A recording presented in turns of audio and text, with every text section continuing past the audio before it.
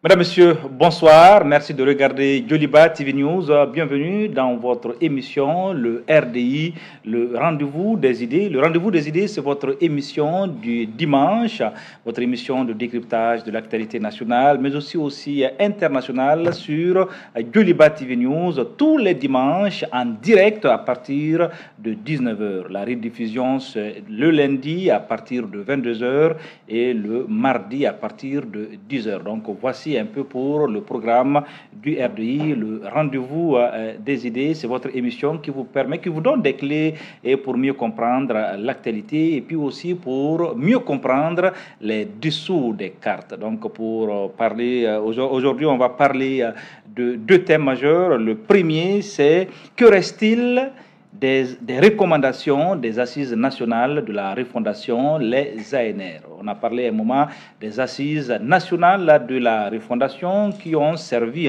de cadre et même de boussole pour les autorités de la transition. Il y a eu beaucoup de recommandations. Aujourd'hui, qu'est-ce qui reste?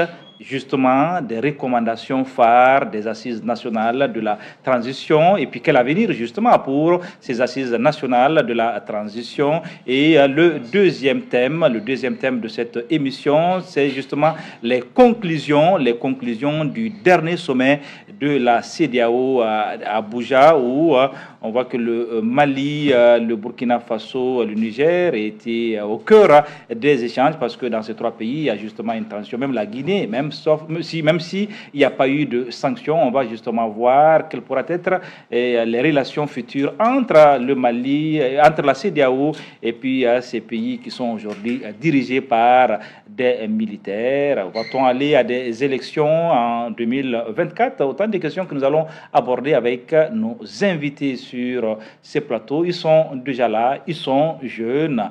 Par le dernier qui n'est pas encore là, mais qui a aussi ami de la jeunesse, Mohamed Chérif Aïdara. Il est pour le moment pas sur ce plateau. Amidou Doumbia, bonsoir. Bonsoir, Nathalie. Amidou Doumbia, vous êtes un jeune écrivain, merci d'être là.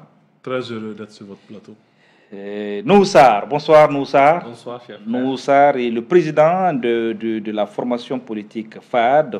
FAD, c'est le Front africain pour le développement, mais aussi membre du Conseil national de transition. Noussar, merci d'être là. C'est toujours un plaisir et un honneur. Merci Noussar. Notre troisième invité est un habitué de ce plateau. Je dirais que si on était dans un tribunal, on allait dire que c'est un juge inamovible. Cheikh Oumar Doumbia, bonsoir Cheikh. Bonsoir. Merci d'être là, Cheikh. Vous n'êtes pas juge, mais vous êtes politologue. Vous nous faites l'honneur d'être là tous les dimanches pour commenter l'actualité avec nous. Merci d'être là, Cheikh. C'est un plaisir. Un plateau jeune, ce plateau, c'est le rendez-vous des idées. On l'a dit, c'est le choc des idées, la force des arguments et non les arguments de la force. Donc, premier thème, on va justement parler des assises nationales de la refondation. Nous, SAR, les assises, vous y étiez avec le FAD et puis aussi en tant que membre du Conseil national de transition.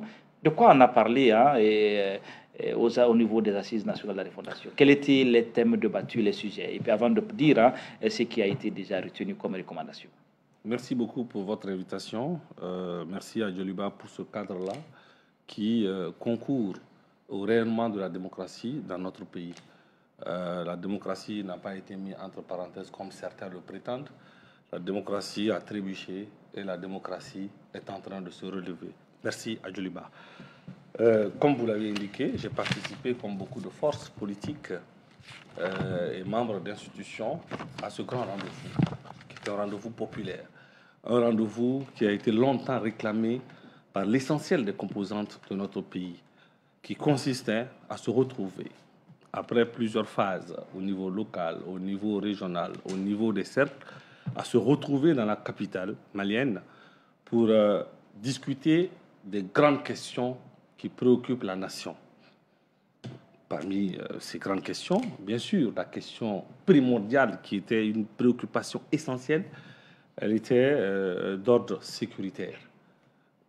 Nos concitoyens de toute confession, de tout acabit, de tout horizon se sont retrouvés et ont essayé en quelques jours de poser le diagnostic des maux qui minent notre société.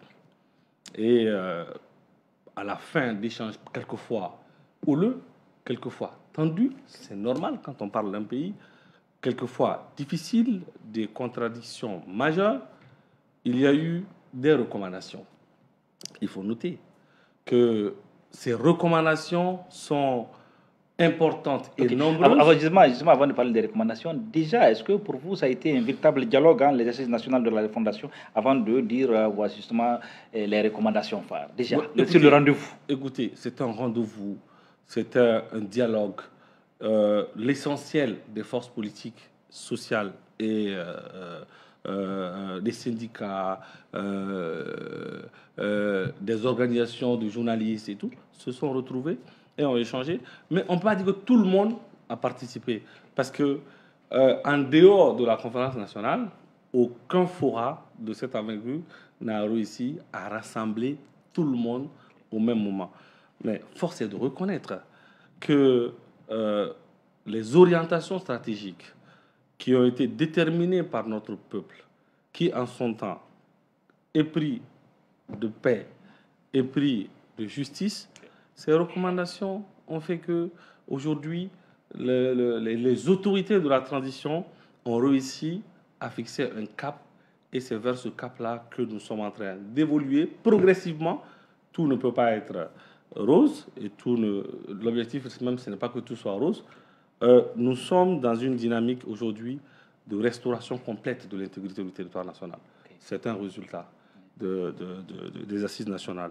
Nous sommes dans une dynamique de retour à la respectabilité de notre peuple. Oui. C'est une recommandation phare. On va parler des recommandations. Okay. Je voudrais déjà sur Cheikh Oumar Doumbia, sur d'abord le rendez-vous, les assises nationales de la refondation, parce qu'on se rappelle qu'avec IBK, il y a eu le dialogue national inclusif, le DNI, et puis avec la transition, et on est allé à des assises nationales de la refondation. Pour vous, si on regarde dans le rétroviseur les assises nationales de la transition, est-ce que pour vous, il fallait y aller à ces assises nationales de la refondation avant justement qu'on parle des recommandations de ces assises? C'est toujours une excellente chose que les gens puissent se retrouver et discuter de la vie de la nation. Cela dit, le caractère donné à cette rencontre précise, certains points éminents allaient à l'encontre des lois en vigueur. Donc pour moi, les assises, par exemple, lorsqu'on dit que les recommandations des assises sont à caractère exécutoire, pourquoi? Qui en a décidé ainsi et comment? Et selon quelle loi? Question reste posée et la réponse est vide. Ça, c'est une première chose. Seconde chose, quand on regarde le contenu de ce que l'assise nous a offert comme conclusion, il y a un certain nombre de choses qui partaient en violation flagrante des législations en vigueur en République du Mali à cet instant précis. Un exemple type que tout le monde pourrait comprendre, c'était que, par exemple, quand les assises, dans leur conclusion, disaient que la période transitoire partait d'une variante de 6 mois à 5 ans. Mais une transition en République du Mali est prévue dans les textes de la nation, dans la Constitution. Et cette prévision donne un délai tout autre.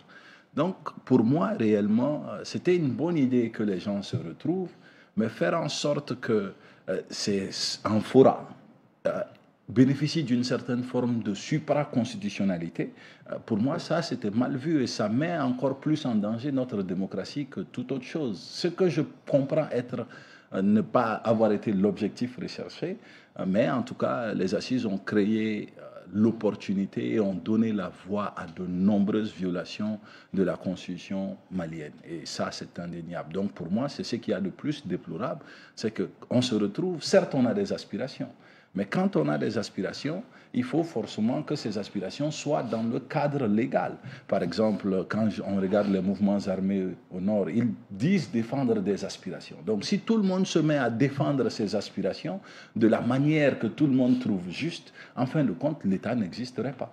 Ok, Cheikh Oumar Doumbia, vous pensez que les assises ont été un prétexte, vous l'avez dit, je vous reprends, il y a beaucoup de violations de la Constitution. Hamidou Doumbia, vous, d'abord sur le format, les assises nationales de la refondation. Avant, justement, on va faire un second tour où on va parler des recommandations. En fait, on a tous, au moment où on lançait les assises nationales de la refondation, nous avons tous dit qu'il y a eu beaucoup d'assises et qu'il y avait eu comme la conférence d'entente nationale, qu'il y avait eu le dialogue national inclusif et que le diagnostic du Mali était posé et que les recommandations étaient là depuis le forum sur l'éducation, les assises nationales de la décentralisation.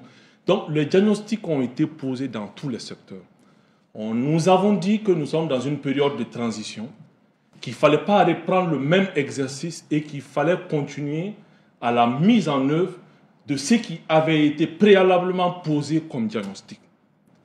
On nous a répondu que la différence entre les assises nationales de la refondation et ce qui va se passer, c'est que les recommandations de ces assises allaient être exécutoires. À l'époque, nous leur avons rétorqué qu'il n'y a pas une loi qui peut leur permettre de rendre exécutoires les recommandations d'une assise.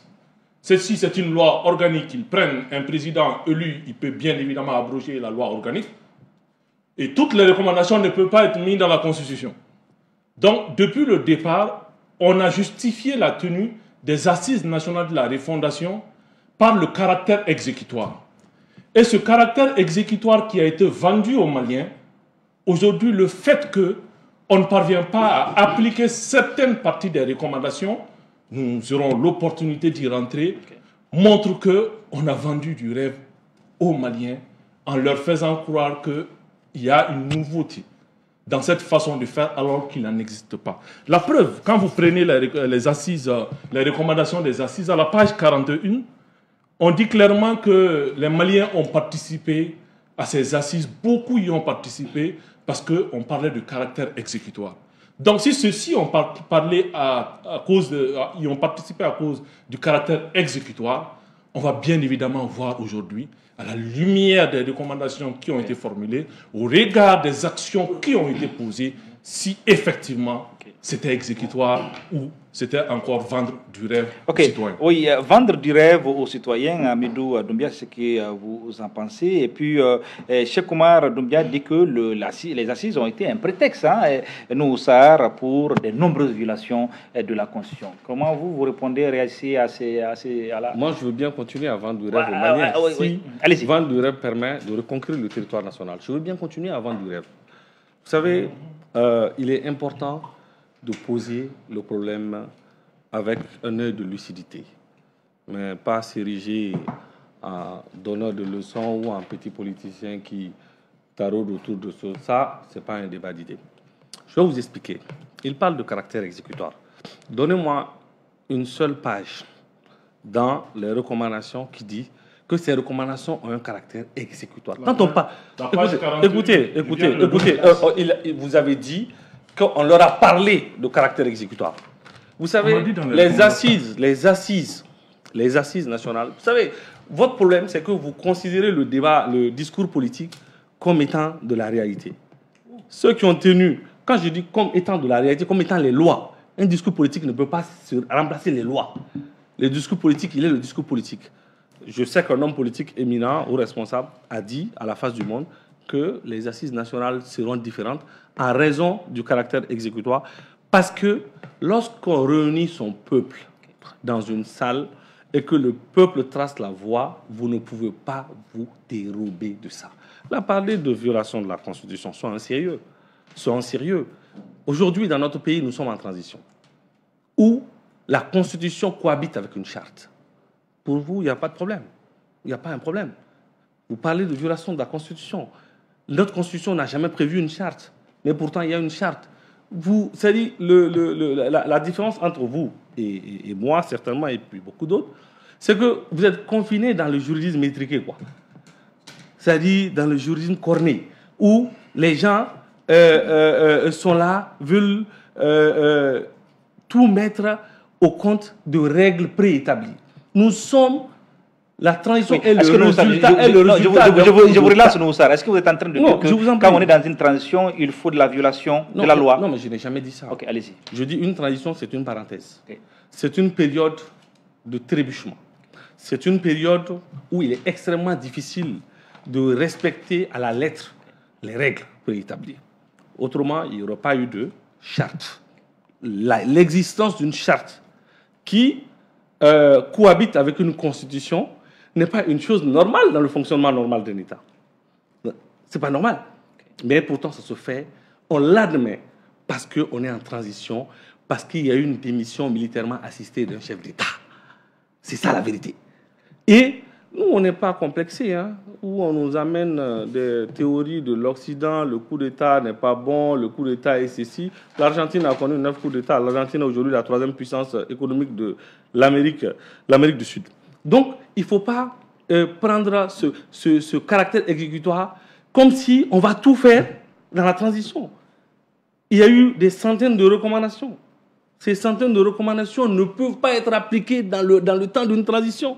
Autrement dit, mes amis Amidou sont d'accord pour que la transition se continue ad vitam aeternam. Autrement dit, c'est ça. On ne peut pas réaliser toutes ces recommandations dans une période de transition. C'est un fait. C'est un fait. Ce n'est pas possible. La transition va réaliser certains. Elle est en train de le faire en raison de tout ce que vous savez. Okay. Les recommandations, moi, qui m'ont paru les plus pertinentes, c'était les recommandations qui ont un trait à la sécurité de notre pays. Les forces étrangères sont parties. On a crié ici que la Nakba, c'était la Nakba, la catastrophe après le départ des forces étrangères. Aujourd'hui, l'armée nationale est en mouvement sur l'ensemble du territoire. La ville malienne de Kidal, qui était sortie du giron national, est revenue dans le giron national à partir de solutions endogènes, pas exportées comme d'autres tentent de nous faire croire. Aussi, vous voyez, on est dans une situation d'exception, de parenthèse, de trébuchement. Et lorsqu'on est dans des situations de cette nature, vous conviendrez avec moi que c'est avec le tact de ceux qui gèrent, c'est avec des concessions, c'est avec un regard lucide qu'on arrive à faire bouger les lignes. Moi, je ne suis pas d'accord avec toutes les recommandations, par exemple, des assises nationales. Mais je suis un acteur de la transition. C'est mon droit le plus absolu de ne pas être d'accord. Mais il faut reconnaître qu'avant ces assises, il y avait une tension sociale. Okay. Les grèves, voilà, on parlait d'article 39, aujourd'hui on ne parle plus d'article 39. Donc c'est important qu'on retienne ce n'est pas de gaieté de cœur qu'il y a violation des règles. Mais du moment où tout le monde a admis la coexistence pacifique entre une charte et une constitution, ne soyez pas surpris qu'il y ait des écorchements. Ces écorchements-là, c'est tout. Mais le drame, la tragédie, c'est qu'un homme politique qui fait ses discours comme, bon voilà, l'a fait celui auquel il fait allusion. Qui a fait ça? Parce que je ne sais pas. Vous ne posez pas de questions ici, Amidou. Vous êtes un débatteur. Vous êtes un débatteur. Non, vous êtes un débatteur comme moi. Malheureusement, bon, mon frère, c'est pour les téléspectateurs qui ne savent pas. Voilà. Non, écoutez, c'est pas important pour moi. Moi, je ne suis pas dans les questions de personne. Donc, quand on prend les discours là, qui est la volonté de certains comme étant de l'argent comptant, et qu'on veut cadrer l'État avec la volonté d'une seule personne, alors qu'il y a des organes, il y a des institutions, ça devient difficile. Ça devient difficile. Il faut que les organes fonctionnent conformément aux règles établies. Même si ces règles écorchent quelquefois les principes, c'est dans l'assiduité que nous allons pouvoir relever les défis. Donc, voilà un peu ce que je voulais faire comprendre à mon neveu, qu'il y a une coexistence entre une charte et une constitution, ce n'est pas normal. Donc, ne soyez pas surpris qu'il y ait des écorchements dans l'application. Cheikh Oumar Doumbia, Noussar est en train de dire justement que quand on est dans... Il dit la transition, c'est une parenthèse, donc c'est un moment de trébuchement. Donc, pour lui, on doit accepter peut-être des violations, c'est ça, non? Une violation possible.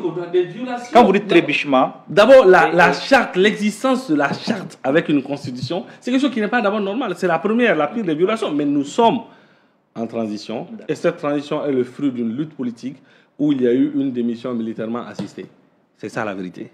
Voilà. Démission militairement assistée, ça c'est une expression de Noussar, formule Noussar, hein, démission militairement assistée. Mais c'est évident. Ok, on va en parler, Noussar. Oui, mais déjà, Cheikh Oumar Doumbia, vous, quand vous dites que ces assises nationales de la refondation ont permis de nombreuses violations de la Constitution, est-ce que vous êtes en train de dire que le prétexte des assises, c'était justement peut-être pour une éventuelle prolongation de la transition? Et qu'est-ce que vous répondez à cet optimisme aussi de Noussar? Je pense surtout que les assises ont été utilisées pour que l'acteur politique du jour puisse dire, écoutez, ce que nous faisons, c'est ce que le peuple malien a voulu. Et il ne cesse de le dire, hein, tous ceux qui sont acteurs de cette période de parenthèse, comme le qualifie Noussar, ne cessent de dire que c'est les assises qui ont planté le décor. Mais cela ne tient. Quand j'ai vu la liste du débat d'aujourd'hui, moi je me suis dit au moins on allait parler de questions de fond.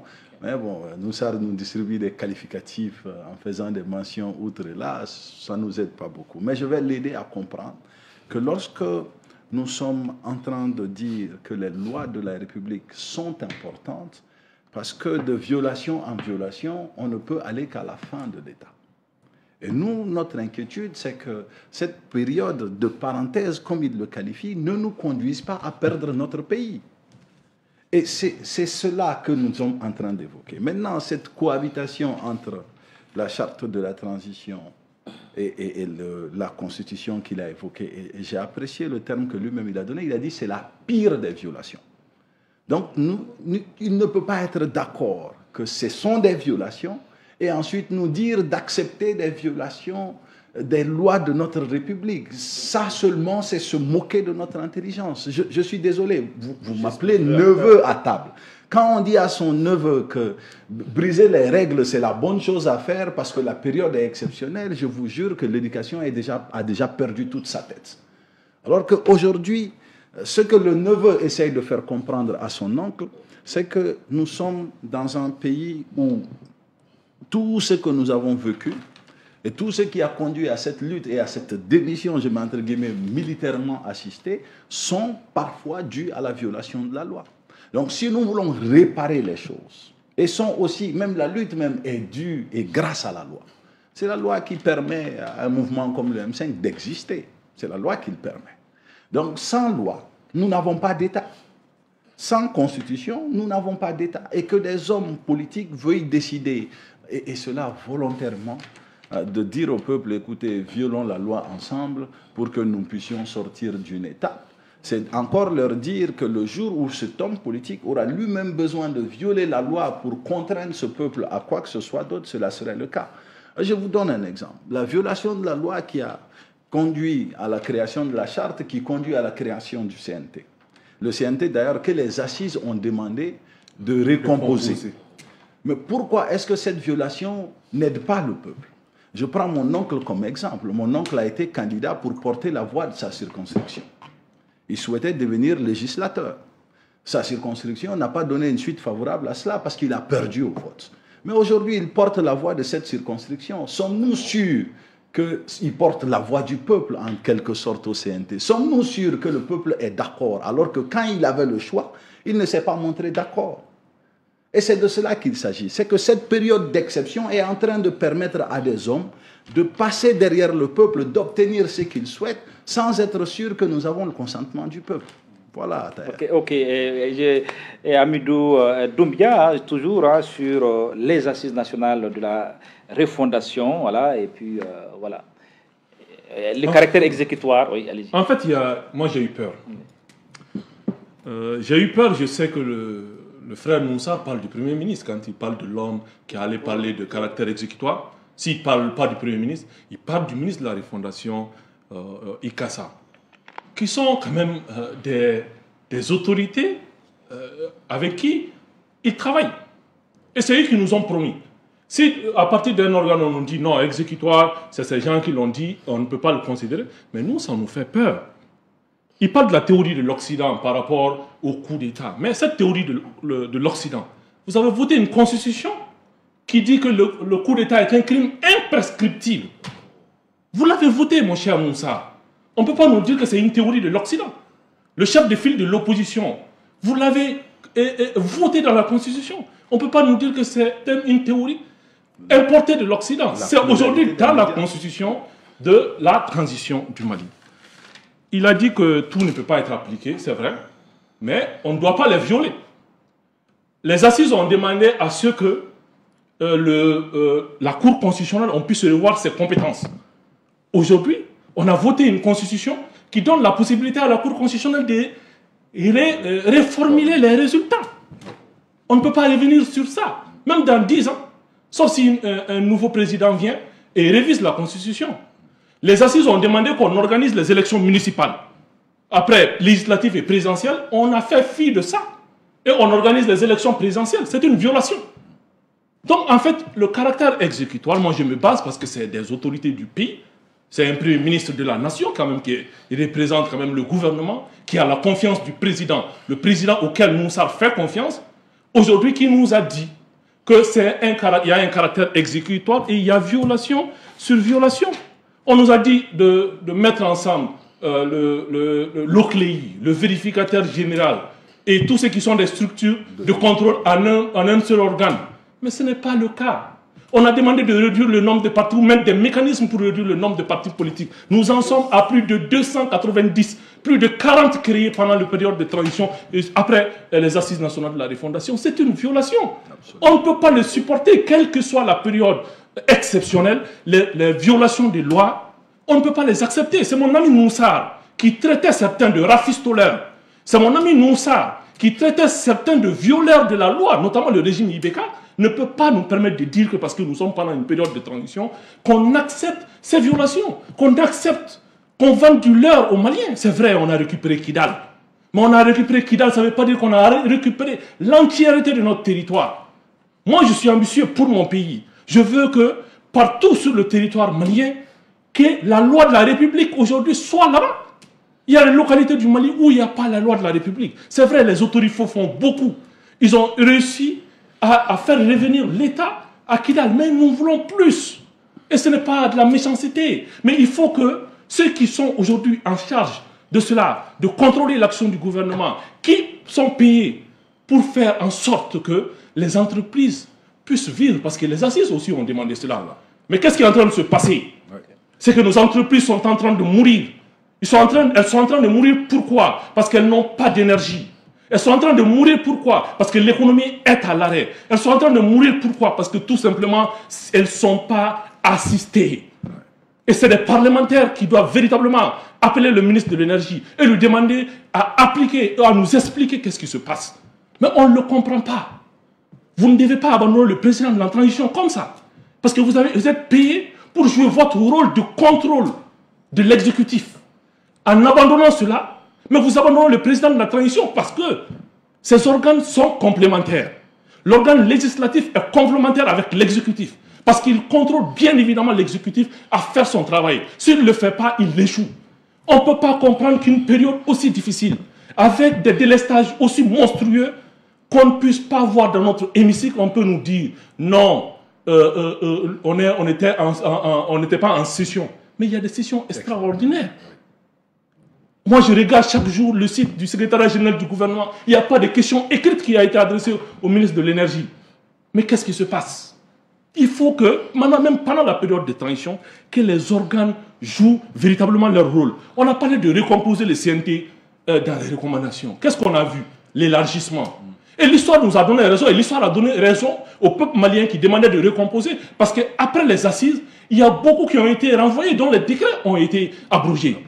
S'il y avait une recomposition, c'est-à-dire après la fin de la première phase de transition, qu'on avait évalué effectivement ceux qui étaient dans le CNT, voire ceux qui n'étaient pas présents, et voir éventuellement ceux qui n'étaient pas efficaces, les enlever et réintégrer d'autres comme une recomposition, on n'allait pas voir aujourd'hui ces dizaines de décrets abrogés. Et certains d'entre eux, parlementaires, sont allés sur d'autres plateaux que d'autres étaient absents. Mais pourtant, au moment de la recomposition, on les a reconduits. Aujourd'hui, il n'y a aucune méchanceté. Il y a une volonté de vouloir aider nos autorités à corriger ceux qui sont comme des défaillances. Et cela, quel que soit ce qu'on utilise, quels que soient les termes qu'on utilise, qu'on dise qu'on est des politiciens, qu'on dise qu'on n'aime pas le pays, qu'on dise qu'on a des mauvais résultats par le passé, on veut aider notre pays. Et la meilleure façon d'aider notre pays, c'est justement suivre ces recommandations-là qui ont été formulées par des Maliens. Moi, je n'y ai pas participé, mais j'en ai fait mien. Je m'en ai approprié parce que c'est des Maliens qui ont discuté. Mais si aujourd'hui on essaie de faire un pointage, je ne parle pas de littérature, mais de regarder les recommandations point par point et regarder qu'est-ce qui a été appliqué, qu'est-ce qui n'a pas été appliqué. il reste beaucoup à appliquer et beaucoup ont été violés. Oui, nous, Sarah, vous demandez la parole, vous étiez pratiquement impatient. Vous avez la parole justement. Merci beaucoup, Atayer. Je voudrais dire à mon jeune frère Amidou que les micros de Djeriba sont suffisamment sensibles pour qu'il parle en criant, au point de faire mal au micro. C'est important qu'il garde ses ardeurs pour lui. D'abord pour lui dire qu'il ne se renseigne pas bien. Il dit qu'aucun parlementaire n'a adressé une question au ministre. Je prends le peuple malien à témoin. Noumsar a adressé une question écrite au ministre. La réponse est parvenue et je ferai le devoir de publier cela dans les prochaines heures. Est-ce qu'elle vous répond favorablement? Elle m'a répondu. Elle a répondu. Ce n'était pas dans le journal officiel. Écoutez. Parce que les questions écrites non, mais soyons sérieux, Amidou. c'est pourquoi c'est difficile. Allez-y, il ne faut pas être prétentieux. Vous savez, il y a ceux qui font. Est-ce que vous pouvez nous parler un peu de votre interpellation à la ministre? Monsieur, vous savez, à terre, vous m'avez fait le plaisir de m'inviter. Allez-y. Vous m'avez invité face à deux personnes qui n'ont pas les mêmes idées que nous et qui sont. Voilà. Et ça, Moumsar est un dur à cuire. Donc, je t'explique. Il y a ceux qui font l'histoire dans notre pays. Il y a ceux qui subissent l'histoire. Et ceux qui subissent l'histoire, généralement, sont guidés par des consciences lugubres. Et ça, c'est malheureux, c'est pas honnête. Amidou a parlé, je vous dirai, je réponds à votre question. La ministre a répondu à mes questions. Je ne suis pas satisfait de l'entièreté de la réponse. Je reviendrai à la charge. C'est un échange républicain entre parlementaires et membres du gouvernement. Avant de revenir à mon jeune frère, il a parlé des recommandations des assises, de la réduction du nombre de partis politiques. Il oublie de dire aux Maliens, ce n'est pas honnête, que la charte des partis politiques est en relecture. Je ne suis pas au courant. Il oublie de le dire. Vous savez, il faut être honnête. Dans tout ce que vous faites, il faut être honnête. La vérité, c'est elle qui finit par s'imposer. Et comment réduire le nombre de partis politiques sans mettre un dispositif dans la charte des partis politiques qui régule cela? Comment le faire? Et la procédure d'adoption des textes dans notre pays fait qu'il y a un circuit.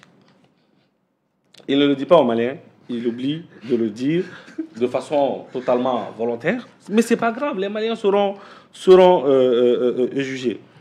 Il a évoqué les propos du Premier ministre. Vous savez, moi je suis un homme politique, membre d'un parlement de transition. Et en politique, on m'a toujours appris à ne pas me fier au discours. Le Premier ministre a dit ce qu'il a dit, ça l'engage lui. Moi, je dis ce qui est là dans la loi, dans les textes. Donc, ce que le Premier ministre dit là. Parce que, vous savez, des gens ont bâti leur posture politique. Ils ne passent leur temps qu'à regarder les vidéos, à chercher, oui, il a dit ça, il l'a pas fait, il a dit ça, il l'a pas fait. Ça ne construit pas une carrière politique. Ça fait de vous la risée de l'intelligentsia. Et c'est un drame, c'est une tragédie. Ensuite, il a parlé de délestage. Je suis très heureux qu'on parle aujourd'hui de délestage au Mali. Parce que la première préoccupation, c'était la sécurité. On parle de moins en moins de sécurité aujourd'hui. Dieu merci, c'est alhamdoulilah et c'est gloire à Dieu. On parle de moins en moins, on parle de sécurité, d'énergie. Et nous avons tous déploré, c'est sur votre plateau, nous avons dit qu'il n'y a pas d'alibi à trouver. Il n'y a pas d'excuse. Il faut régler le problème. Le diagnostic, là, on s'est assez étendu sur le diagnostic. Il faut régler le problème. Il faut que les Maliens aient de l'électricité. Il faut que nos entreprises puissent fonctionner parce que moi, je suis un admirateur du libéralisme économique. C'est le secteur privé. Et le secteur privé, il faut le supporter.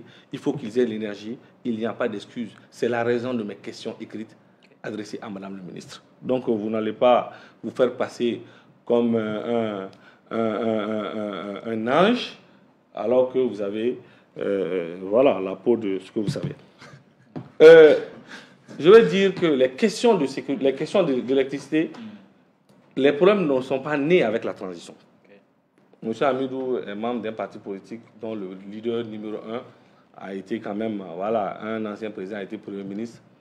Il n'a qu'à nous dire aux Maliens ce qu'eux, ils ont fait en son temps pour que le Mali ne connaisse pas de délestage, pour qu'on sorte du fossile pour aller vers l'énergie renouvelable. Qu'il essaie d'expliquer ça un peu aux Maliens. Maintenant, mon jeune frère, mon neveu, a parlé de loi, de respect de la loi. Nous sommes dans une... Il y a eu un coup d'État. Il y a eu un renversement des régimes. Merci pour l'information. Moi, je l'assume. Vous savez, moi, je ne suis pas quelqu'un qui fuit ses convictions. Hein. Moi, je l'assume pleinement. C'est pour ça que j'ai parlé de démission militairement assistée. Ça veut dire ce que ça veut dire. Ça veut dire quoi? Ça veut dire qu'un chef d'État, un groupe, nous sommes sortis, le peuple est sorti pour demander la démission, pour éviter un bain de sang. L'armée nationale s'est assumée et a conduit le chef d'État là où vous savez, et il a démissionné. C'est ce que ça veut dire. C'est ça, c'est un coup d'État? Et c'est ça l'histoire. Vous savez, il faut être fidèle. Vous savez, moi je ne suis pas un homme complexé. L'histoire, c'est l'histoire. Maintenant, les coups d'État ne sont pas prévus par la Constitution. Quand ce n'est pas prévu, c'est ce qu'on a... Les coups d'État ne sont pas prévus. Non, écoutez, quand on parle de coups d'État, mais attendez, quand on parle de coups d'État, c'est qu'il y a renversement du régime. Il n'y a pas deux autres choses. Le juridisme est corné là. Moi, je ne suis pas dans ça. C'est pour ça que je vous dis, à sortir du juridisme étriqué. Dire que quand il y a coup d'État, il y a violation de règles. Nous, on est sorti Vox Populi, Vox Dei. La voix du peuple et la voix de Dieu. Il y avait la Constitution. Nous, on s'en foutait de la Constitution. Parce que quand on sort pour réclamer le départ d'un régime, il y a la démission d'un régime, il n'y a plus de Constitution. C'est prévu dans la Constitution. Écoutez, il n'y a plus de Constitution. C'est la foule qui est sortie pour demander le départ d'un régime. Et après, ce départ s'est passé dans les conditions. C'est bon? Allez-y. Que vous finissez, oui, allez-y. Ensuite, il a parlé de... On viole les lois. Qu'il me donne un exemple, un seul exemple de violation de la loi dans une période de transition. La période de transition même là, la cohabitation charte et constitution, mais c'est déjà la pire violation. Donc c'est l'exemple. Non, mais c'est un exemple. Voilà. Si demain, on vient imposer à notre pays un régime plutocratique, si demain, on vient imposer à notre pays de supporter des forces étrangères qui alimentent le terrorisme, si demain, on vient hisser des groupes armés terroristes dépourvus de toute légitimité à la hauteur de l'État, Noumsar sortira et demandera le départ de ce régime. C'est une constante. D'accord. Oui, donc, c'est important que vous ayez ces éléments-là. Il y a cohabitation, charte et trucs. Donc, vous ne pouvez plus parler de... Nous sommes en train d'aller vers la normalité. D'accord. Et la période de normalisation, c'est ce qui fait qu'il y a une nouvelle constitution. Il va y avoir charte des partis politiques. La constitution demande des lois organiques qui vont se mettre en place. Et voilà, lorsqu'on sort, lorsque le peuple sort, il n'y a plus de constitution. Parce que, pour terminer à terre, la souveraineté appartient au peuple. La Constitution n'est qu'une délégation d'une partie de la Constitution, de la souveraineté du peuple. Et lorsque le peuple délègue une partie de la souveraineté à la Constitution, ce même peuple-là qui est au-dessus de la Constitution peut sortir et demander d'en finir avec cette Constitution. C'est ce qui s'est passé avec le M5. Même si ça vous choque, vous resterez choqué éternellement, mais c'est comme ça, et c'est comme ça que c'est. D'accord, nous, ça merci. Voilà. J'étais justement à faire une précision. Vous dites que je vous ai appelé pour vous mettre face à deux, je ne sais pas ce que vous voulez dire.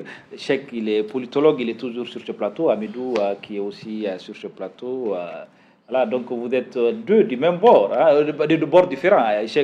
Notre quatrième invité qui devait être de la société civile n'est pas là. Donc il ne nous a pas mis face à... Bon, voilà. C'est compris, je vous en prie. Voilà. D'accord. Non, je tenais à faire... Je tenais juste à faire cette précision. Comprend beaucoup de choses. Je tenais à faire cette précision. Non, je tenais à faire cette précision. Mais allons-y. Voilà, je tenais à faire cette précision, c'est important, nous, ça. Voilà, et Cheikh Oumar Doumbia sur toujours... voilà, aux inquiétudes par rapport aux assises nationales de la réforme. On va maintenant rentrer dans quel reste-t-il des recommandations phares des assises nationales de la transition. Est-ce que aussi vous pouvez aussi éviter je ne sais pas, les attaques de personne à personne, aller, comme on l'avait dit, dans le débat de fond. Voilà. Malheureusement, je pense qu'aujourd'hui, c'est quelque chose que j'entends beaucoup ici. En tout cas, c'est qu'on parle des gens, de ce qu'ils sont ou de ce qu'ils peuvent être. Pour moi, c'est dommage. Hein. C'est dommage quand un homme politique, parce que pour que vous puissiez dire que vous êtes homme politique, cela est garanti par la Constitution. La souveraineté du peuple malien est garantie par la Constitution malienne. C'est le garant. C'est en fait ça. C'est là où vous n'avez pas compris. Le mécanisme n'a pas été compris par vous et ça, j'accepterai. Si vos convictions vous conduisent à dire que vous vous foutez de la Constitution de votre pays, c'est que vos convictions vous ont conduit à dire que vous vous foutez de votre pays. Et personnellement, je ne suis pas de ceux qui se foutent de leur pays. Et la seule façon pour moi de travailler mon pays, c'est en respectant les lois qui font son existence. Sa loi fondamentale, comme on dit. C'est le fondement de la République. Donc, le fondement de la République, à aucun moment, ne peut être jeté de travers. Parce que si j'écoute votre discours, j'aurais beaucoup de mal à faire la différence entre vous et ce qu'un terroriste représente.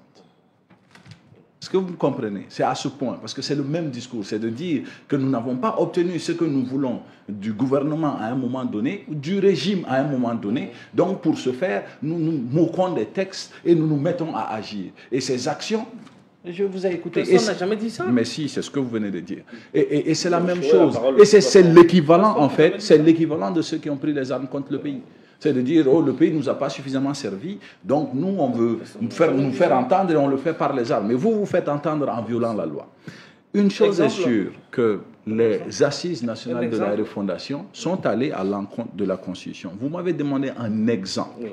Un exemple de violation de la loi, vous avez vous-même cité l'exemple, c'est la cohabitation entre une charte et la Constitution. Et ce qui est même dommage, c'est qu'une autre Constitution est venue se mêler à ce jeu. Donc, on a fait en sorte aujourd'hui à terre que l'État dans ses fondements n'existe pas. Et ça, c'est quelque chose qu'on attribue. Les gens ne veulent pas être responsables de ça. Donc, ils disent que non, c'est les assises qui l'ont voulu. Et par les assises, ils finissent par dire c'est le peuple malien qui l'a voulu. Mais c'est parti de l'ingéniosité de certains. Par exemple, qui a vu le peuple malien dehors demander nous voulons des assises pour que notre avis vienne? Personne. C'est des gens qui ont eu cette ingéniosité, qui ont créé ce cadre-là et qui se sont débrouillés pour prendre ce cadre-là comme prétexte. Et dans le fond, il y a un certain nombre de choses. Aujourd'hui, nous parlons de libération de certaines parties du territoire. Excellente chose. Rien que je n'applaudis pas du profond de mon être. Mais une chose est sûre, nous avons équipé notre armée pour ce faire. Comment l'avons-nous fait? L'argent du pays. Oui, mais comment? Le nombre d'avions achetés, vous pouvez me donner de chiffres? Non. Oui, non, on a toujours dit une vingtaine d'équipements. Le nombre d'équipements achetés. Et c'est là où les assises deviennent importantes, parce que les assises ont voulu qu'il y ait un observatoire pour superviser la défense et la sécurité. Vous savez comme vous pensez réellement que nous sommes dupes, mais nous ne le sommes pas. Je vais vous le faire comprendre en toute calmeté. Vous êtes, comme vous l'avez dit, je suis le neveu, c'est vous l'oncle. Donc, je vais rester à ce niveau et vous faire comprendre ce que je suis en train de dire. Parlons encore une fois du contenu des assises, là où quelque chose qui va être très important. Par rapport à la mise en place des mécanismes, on a dit des mécanismes de restriction à la fois financière et de constitution par rapport aux partis politiques. Vous, par exemple, et ce n'est pas une attaque personnelle, c'est un exemple, comme vous aimez le faire, vous êtes président du FAD. Le FAD a-t-il déjà tenu un congrès? Pendant la transition, une seule fois. Est-ce que vous avez déjà obtenu un poste électif? C'est juste des questions. Est-ce que vous avez déjà un poste électif? Non. Bon, vous ne posez pas la question ici. Oui, mais pourquoi est-ce que cet exemple est important? Encore une fois, moi je suis convaincu. Je suis convaincu.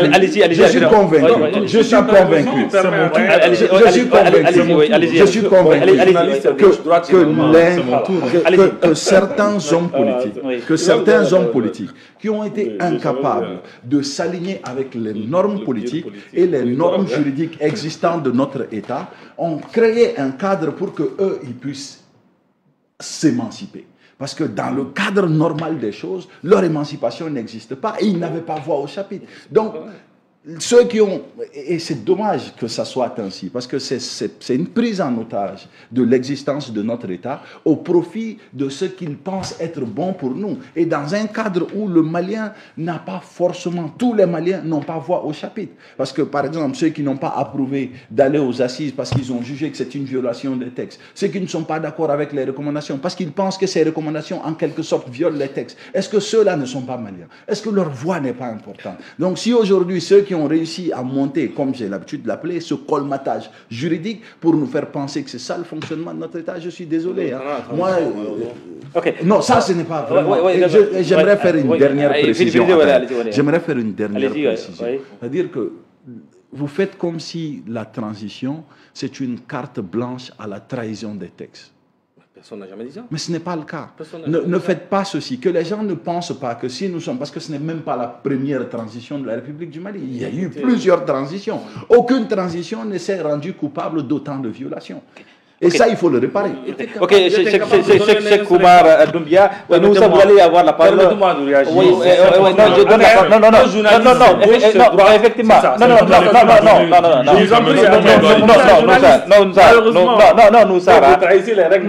vous ne gérez pas la police des débats, Noussar. C'est la première fois que je vois Noussar gérer la police des débats à ma place. Hamid Doumbia, ensuite Noussar. Et vous aurez suffisamment de temps, Noussar. Ça doit rassurer. Voilà. Ça doit rassurer. Je pense que Noussar m'a dit de ne pas crier au micro, je ne crierai pas au micro. Parce que moi, je suis humble, je comprends et j'accepte les conseils. Il m'a dit que je ne suis pas au courant, que je suis au courant que la charte est en train d'être révisée. Je suis en train de le dire aux Maliens. À la date où nous sommes aujourd'hui, la charte n'est pas révisée. Si elle est révisée... Elle est en train. Non, je vais te dire, moi je suis en train de parler de ceux qui n'ont pas pu être mis en œuvre par rapport aux recommandations des assises. À la date d'aujourd'hui, la recommandation relecture de la charte des partis politiques n'est pas le cas. Parce que si la loi n'est pas promulguée avec le président, on ne peut pas dire que la charte aujourd'hui a été révisée. Et les assises, ça fait combien de temps que les assises ont été tenues? Longtemps. 2 ans pour réviser une charte. 11 mois et quelques. Non, c'est en 2021. En 2021. Nous sommes en fin 2023. Ce que je dis, c'était bon. En décembre 2021. En fait, ce qui se passe, c'est que souvent on a tendance à oublier les noms. Je suis en train de, je suis dans le fond. Et que la charte n'est pas révisée. Ça, c'est une certitude et qu'on a pris énormément de retard pour relire cette charte. Jusqu'à présent, nous, on ne nous a pas écrit en tant que parti politique officiellement pour nous dire qu'on est en train de réviser la charte. Alors que c'est grave. Si on commence cette relecture sans pour autant inviter les partis politiques, vous venez de me l'apprendre. Merci, mais quand même, ce qui est sûr, la charte n'est pas révisée. Parler de sécurité, dire qu'aujourd'hui on est en train de parler aujourd'hui de délestage, Dieu merci, mais la question de sécurité est un tout. Vous pensez que l'insécurité c'est aussi dans les grandes villes. Et l'insécurité dans les grandes villes, c'est aussi à cause de l'obscurité. On ne peut pas les dissocier. Et on ne peut pas dire au Mali aujourd'hui que c'est insécurité zéro. Nous avons compris un principe que certains n'avaient pas compris sous Ibrahim Boubacar Keïta. Ça, on l'appelle la pudeur. La pudeur, c'est que, tout simplement, il y a certaines informations qu'on apprend des sources officieuses qu'on n'utilise pas pour des fins politiques. Mais nous avons des informations. Mais on ne les utilise pas par peur, mais par pudeur, parce que tout simplement, nous voulons accompagner un processus. C'est un élément que je voulais dire. Mais je rentre dans le fond et je parle un peu de ce qui a été dit dans les recommandations et qui, aujourd'hui, n'ont pas été appliquées. On a dit de réduire le nombre de partis politiques. Ils l'ont augmenté. À défaut de l'arrêter, ils l'ont augmenté. On a dit de relire la charte des partis politiques. Ce n'est pas le cas à la date d'aujourd'hui. On a dit de réviser les compétences de la Cour constitutionnelle. Dans la Constitution, on a fait en sorte que la Cour est renforcée parce qu'on l'a rendu constitutionnel le fait que la Cour puisse encore réformuler les résultats alors que c'était dans une loi organique. Cette fois-ci, on l'a constitutionnalisé. Et ça, c'est parce que les Maliens ont demandé. On a demandé de recomposer le CNT, c'est-à-dire de voir dans l'organe là, aujourd'hui, ils ont fait un élargissement pour se protéger. On a dit qu'il faut faire les élections avec un fichier fiable et la carte biométrique. Et toutes les élections et référendaires, on a permis aux gens de voter avec les permis de conduire, on a permis aux gens de voter avec la carte d'identité. C'est une violation des recommandations. On a parlé de dissoudre les milices et les intégrer dans l'armée. Je ne connais pas ces informations sensibles. Mais je ne suis pas au courant que des milices ont été dissoues et ont été réintégrées dans l'armée. C'est dans les recommandations des assises à la page 21. On a dit de déployer les officiers supérieurs sur le terrain et non dans les ministères. Là encore, est-ce que les officiers supérieurs sont toujours dans les ministères? Monsieur Sarr a la réponse. Mais aujourd'hui, je suis sûr que dans les ministères, il y a encore des officiers finis. Il y a encore des officiers supérieurs dans les ministères, les postes de hauts fonctionnaires. Si c'est un processus, le processus a pris du retard. Même à la présidence. C'est possible. On parle de regrouper l'OCLEI, le bureau du Végal, en une seule structure. Aujourd'hui, ce n'est pas le cas. On dit de relire l'accord pour la paix. C'est vrai qu'on est de retour à Kidal. On n'a pas relu l'accord. On a dit, c'est pas fini. Parce qu'il y a des partisans de l'accord qui ont aidé le Mali à aller à Kidal. Tu ne peux pas dire que l'accord est fini. Officiellement, aucune autorité malienne n'a dit que l'accord est fini. Aujourd'hui, on peut le réviser ou on peut le mettre à côté. Mais la révision, c'est ce qui a été demandé par les Maliens lors des assises nationales de la réformation. Et ce n'est pas le cas. On a dit d'instaurer un contrat de performance dans l'administration, du niveau cercle jusqu'au niveau national. Un contrat de performance qui permettra de mettre une gestion axée sur les résultats. Aujourd'hui, ce n'est pas le cas. Comme on me demande, M. Attaher, de parler de fond, moi je ne parle que de fond. Je ne parle que de documents officiels, des documents qui ont été publiés. Okay. Et maintenant, quand on me dit que M. Sarr a fait une lettre,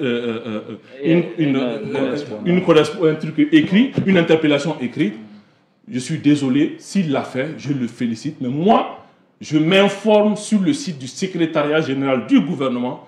Je m'informe auprès du journal officiel, je ne l'ai pas vu. Alors que la loi demande à ce que ça soit publié dans le journal officiel. Si ça n'a pas été publié dans le journal officiel, soit M. Sarr ne l'a pas fait, soit encore il y a une violation de la loi. C'est clair, il faut véritablement... Allez, finissez, je donne la parole à nous. Allez-y. Juste pour dire que s'il l'a fait, je le féliciterai. Moi, je suis soucieux à ce qu'ils jouent leur rôle. S'il le fait, publiquement, je le féliciterai. Je n'aurai pas de honte à le faire. Mais aujourd'hui, le peuple malien est anxieux par rapport à cela. Et nous voulons des résultats.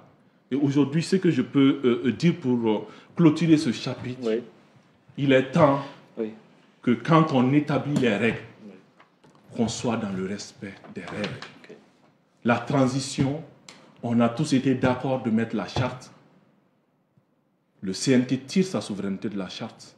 Le président de la transition tire sa souveraineté de la charte parce qu'on ne parle pas de président de transition dans la Constitution. Ça veut dire qu'il y a une règle qui a été établie et forçons-nous de respecter ces règles. Sinon, on sera des juristes sélectifs comme nous ça. Ok, Noussar, oui, vous avez la parole. C'est important, je vais d'abord répondre. C'est votre droit de penser comme vous voulez. C'est mon droit aussi de penser comme je veux. Mais vouloir imposer sa pensée aux autres, c'est la pire des terrorismes. C'est très grave. C'est la pire du terrorisme. De vouloir imposer. Vous êtes un anti-coup d'État. Moi, je suis un pro-coup d'État. Mais bien sûr. Moi, j'ai défendu un coup d'État. Et je l'assume pleinement. Je suis sorti dans la rue pour demander le départ d'un régime. Il y a eu le départ de ce régime. Il y a eu une période d'exception. Et moi, je suis constant. Constant dans la constance. C'est ça. Donc, vous ne pouvez pas vos idées importées, les amener, vouloir imposer ça aux autres. Ça ne fait pas sérieux, cher neveu. Ça ne fait pas sérieux. J'admire votre posture de politologue activiste. C'est normal. Qui vous a dit que je suis activiste? Mais moi, c'est ce que je constate. Parce que le politologue, pour moi, c'est celui qui explique les situations. Mais ce n'est pas celui qui prend position dans les situations. On a vu d'excellents politologues dans ces pays. Donc c'est le drame, c'est ça qui fait de vous le chevalier nu. Et c'est très grave. Moi, je vais vous donner ce conseil-là. Ne vous érigez jamais en donneur de leçons. Soyez toujours dans l'humilité de respecter les autres dans leur raisonnement, de respecter les autres dans leur conception des choses. Je vous dis, c'est moi, l'honnêteté intellectuelle qui m'oblige à vous dire qu'il y a l'existence d'une charte et d'une constitution. En période normale, ce n'est pas bon. Mais nous sommes dans une période anormale. La transition est une période anormale. La transition politique est une période anormale. Si tout marchait normalement, là, on n'allait pas être dans une transition. Mais vous n'allez pas nous faire le procès d'avoir mobilisé notre peuple pour demander le départ d'un régime. Nous sommes fiers d'avoir mené ce combat politique, n'en déplaise. Nous sommes fiers et nous sommes prêts à le reprendre. Si d'aventure, des gens se mettaient dans la même posture que le régime de faim, nous allons le reprendre. Et s'il faut revenir à ça, nous sommes prêts. C'est une question de constance. Mais être là à vouloir donner des leçons, vraiment, ça ne fait pas sérieux pour un politologue. Et je vous en prie, d'être honnête avec vous. Si ce n'était pas vous, je n'allais pas être honnête comme ça avec quelqu'un d'autre. Hamidou, rassurez-vous, Noumsar n'a pas la langue de bois. J'ai fait une interpellation écrite de Madame la ministre. Vous recevrez cette interpellation. Je fais la promesse sur ce plateau. Je vous enverrai la copie ainsi que sa réponse. Non, en fait, ainsi que sa réponse. Moi, je veux l'avoir sur le site du secrétariat général. Soyez le respect de la loi. Mais je vous dis, mais écoutez, combien de textes vous n'avez pas sur le site. Parlons du fond. Vous savez très bien que la procédure d'élaboration des textes de loi obéit à un principe, obéit à un cheminement. C'est le gouvernement qui travaille. Ensuite, le gouvernement a un avant-projet qui soumet aux acteurs politiques. Il y a des ateliers, des rencontres avec les partis politiques. C'est comme ça que ça se fait. Et la charte des partis politiques est en procédure d'adoption. Vous le savez. Vous êtes un homme politique. Renseignez-vous. Ce n'est pas à moi de vous l'apprendre ici. Vous devez nous solliciter. Vous ne avez pas écrit. Mais ça viendra. Mais si ce n'est pas venu, pourquoi vous Hamidou a voulu faire. C'est vrai que le contexte aujourd'hui, on évolue beaucoup avec les rumeurs, mais moi, je n'évolue pas avec les rumeurs. Hamidou a voulu faire la politique de l'autruche en sélectionnant les recommandations qui lui tiennent à cœur, dont l'applicabilité exige un processus. Il y a des centaines de recommandations. Il a lui-même reconnu que toutes ces recommandations ne peuvent pas être mises en œuvre dans une période de transition. Vous avez parlé de l'Observatoire de la défense. C'est un processus. Il faut d'abord des textes pour mettre cet observatoire en place. Vous savez que ça exige le temps. Il a parlé de la Cour constitutionnelle. Il y a eu un débat sur la révision de la Constitution. Je n'ai pas pris part au débat pour des raisons qui me sont personnelles. Mais bon, c'est une constitution qui s'impose aujourd'hui à nous tous. Quelle était ta position? Écoutez, vous ne posez pas la question ici, malheureusement.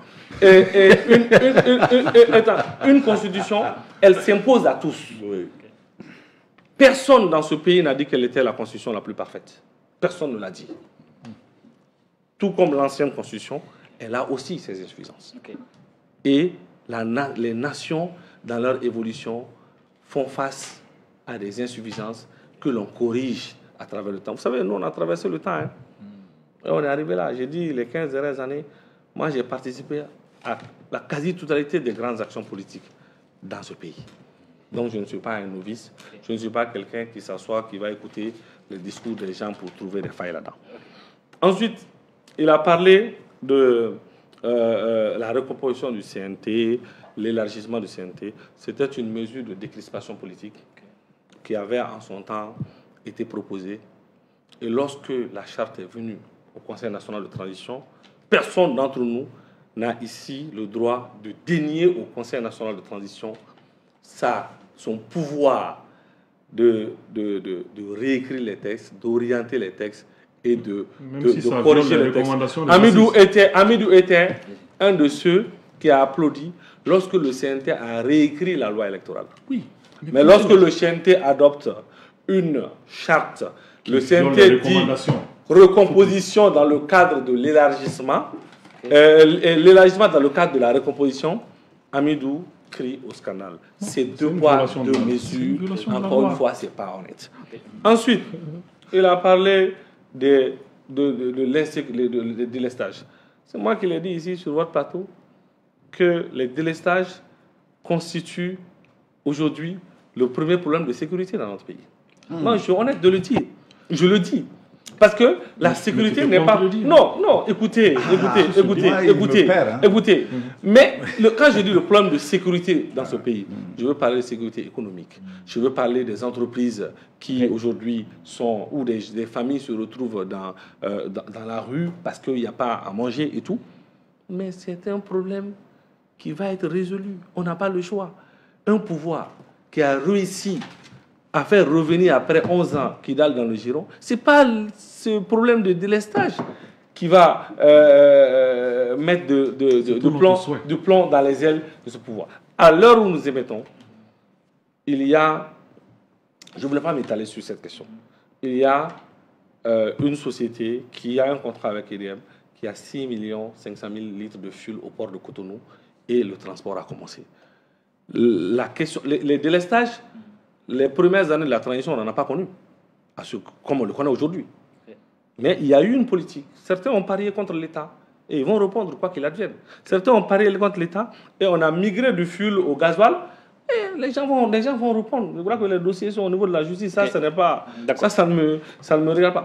Donc, il y a des mesures qui sont en cours parce que la stabilité de notre pays, la stabilité de la transition dépend de la question de l'énergie. Et c'est pourquoi les pouvoirs publics feront tout. C'est pourquoi le Conseil national de transition fera tout, usera de son pouvoir de contrôle pour mettre la pression nécessaire pour que cette question soit résolue parce que notre peuple nous a tout donné.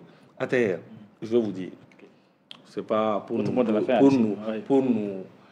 vanter ou bien nous glorifier de quoi que ce soit. Nous sommes le seul régime qui, au XXIe siècle, peut faire face à ce genre de problème et continuer à exister. Parce que notre peuple nous fait confiance. Je l'ai dit et je le répète sur votre plateau. À une époque lointaine, où seule la vertu et l'espoir pouvaient résister, les pères fondateurs du Mali ont tenu tête à l'oppression coloniale. 65 ans plus tard, les temps ont changé, les périodes ont changé, mais le défi reste le même, la prospérité de cette nation. Et cette prospérité, nous allons l'assumer. Contre vents et marées, advienne que pourra. Ok, contre vents et marées, hein. Voilà, j'allais dire vents et oui, nous, Sarah, oui, qui fait un véritable plaidoyer, hein, voilà, pour la transition. Oui, on va justement aborder le dernier thème de l'émission, les conclusions du dernier sommet de la CEDEAO, donc et quelle implication, quel enjeu pour les transitions au Mali, au Burkina, au Niger et puis aussi en Guinée. Mais le contexte malien, c'est ce qui nous intéresse beaucoup. Cheikh Omar Doumbia, la dernière fois on n'en a pas parlé, le dernier sommet on a parlé encore du Mali, il y a même une levée, d'interdiction de voyage pour le président de la transition et le Premier ministre, Dr Choguel Koukala Mega. Est-ce que pour vous, ça inaugure de belles perspectives pour la transition malienne? Ce sera important qu'il y ait plus de discussions. Et pour qu'il y ait plus de discussions, il faut forcément que les gens puissent se mouvoir, que les gens puissent voyager pour discuter et se rencontrer. De certaines sources, on sent qu'il y a un appui venu d'un autre État voisin pour pouvoir, en tout cas, adoucir certaines parties de la situation. Mais pour moi, c'est vraiment... ce n'est pas la plus grande de nos inquiétudes. Ce n'est pas la situation avec le monde extérieur qui est la plus grande inquiétude. Et je l'avais dit ici qu'avec le temps, les gens vont pouvoir se rendre compte que tout le bruit qu'il y a autour des affaires et des questions de relations internationales va peut-être se dissiper pour faire place vraiment au fonctionnement intérieur. Et aujourd'hui, la difficulté, c'est comment trouver l'équilibre. Et on n'arrive pas à faire cela. Bon, certains mettent ça sur le dos du temps, d'autres disent que c'est la question du régime exceptionnel qui le fait. Mais une réalité est sûre, le Mali ne pourra pas exister seul. Il lui faudra trouver des personnes ou des États ou des organisations avec lesquelles il faudra coopérer et collaborer. Mais une chose aussi est sûre qu'il faut, et ça c'est important de le dire, c'est que pour que nous puissions être une nation respectée et respectable par le monde extérieur, nous devons réellement être une nation qui se respecte et qui respecte ses propres lois. Si nous n'arrivons pas à respecter nos propres lois, nous ne réussirons pas réellement à gagner le respect du monde extérieur. Et je pense que le dernier point, ce serait de dire que quand on mobilise le peuple pour dire que le peuple a voté, et que les résultats de ce vote ont été malmenés par la Cour constitutionnelle, on ne donne pas l'opportunité à cette même Cour constitutionnelle de faire cette même action dans un cadre constitutionnel. C'est un peu contradictoire, sinon très contradictoire, mais malheureusement c'est ce que nous vivons aujourd'hui. Nous vivons dans un État qui dit une chose et qui fait autre chose, ou qui énonce des actions, mais qui au résultat obtient tout le contraire, et c'est ce qui est effrayant. Et c'est ce qui va pousser le monde extérieur à se méfier davantage de nos gouvernants et de la façon dont ils ont de procéder. Donc, ce qui n'aide pas, bien sûr.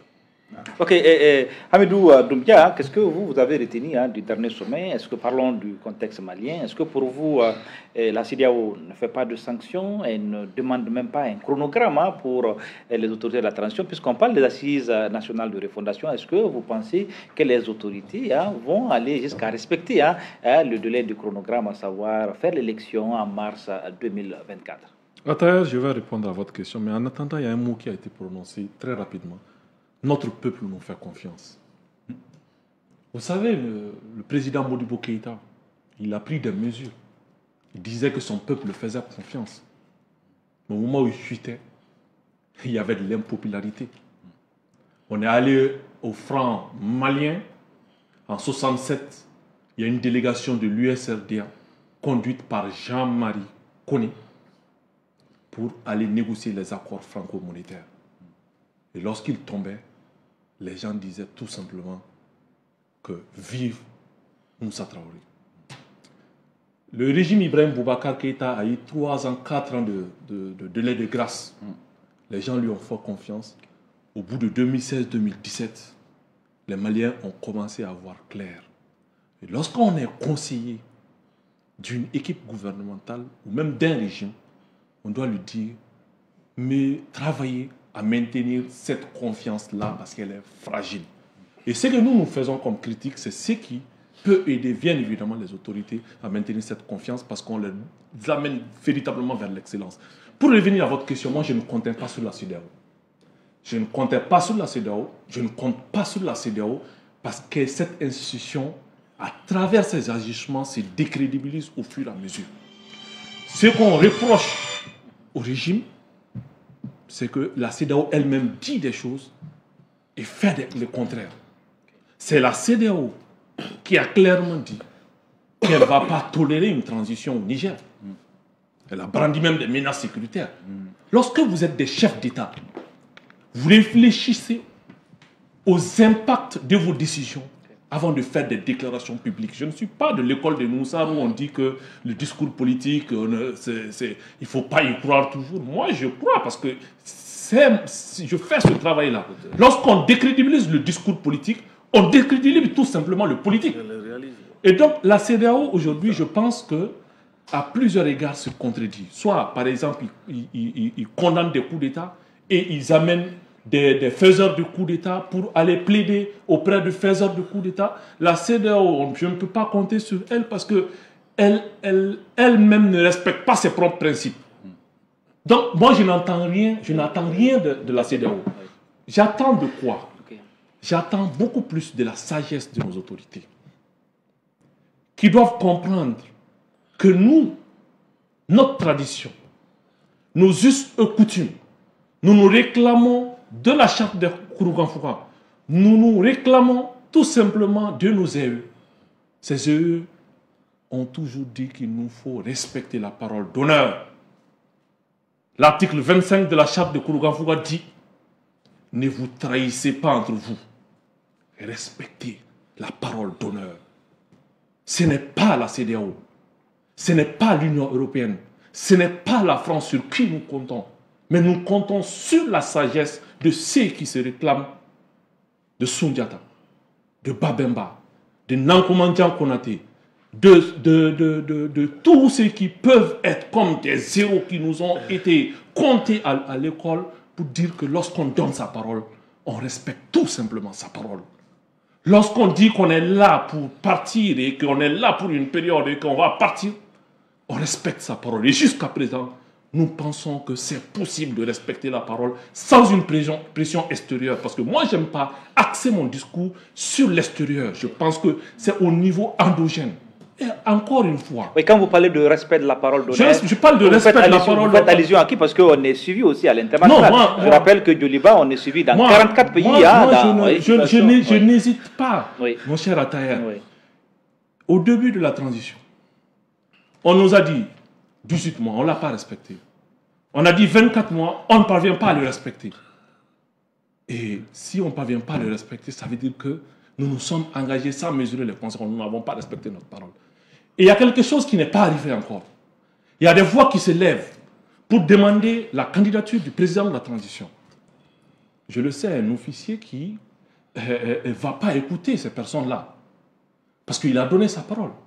Nous n'oublierons jamais qu'au début de la transition, il a été clairement dit qu'on est là pour régler un problème. Nous ne sommes pas là pour le pouvoir.